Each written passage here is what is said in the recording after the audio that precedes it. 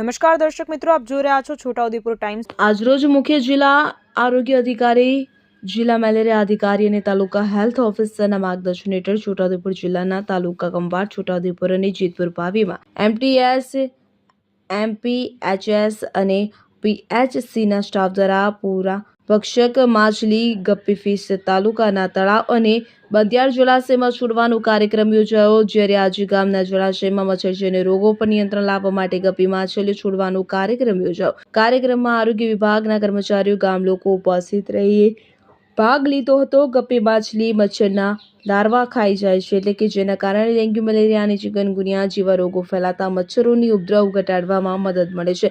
અધિકારીઓએ જણાવ્યું હતું કે સ્વચ્છતા જાળવવી, પાણી ભરાઈ ન રહે તે માટે તકેદારી રાખવી અને કાર્યક્રમ દરમિયાન ગામ લોકોને મચ્છરજન્ય રોગોથી બચવા માટે જરૂરી માર્ગદર્શન આપવામાં આવ્યું। તો આ પહેલથી ગામમાં આરોગ્ય સુરક્ષા વધુ મજબૂત બનશે અને ડેન્ગ્યુ, મેલેરિયા અને ચિકનગુનિયા જેવા વાહકજન્ય રોગોની સામે રક્ષણ મેળવી શકાશે અને આવનાર સમયમાં મેલેરિયા, ડેન્ગ્યુ અને ચિકનગુનિયા જેવા વાહકજન્ય જેવા રોગ નિયંત્રણ લાવી શકાશે।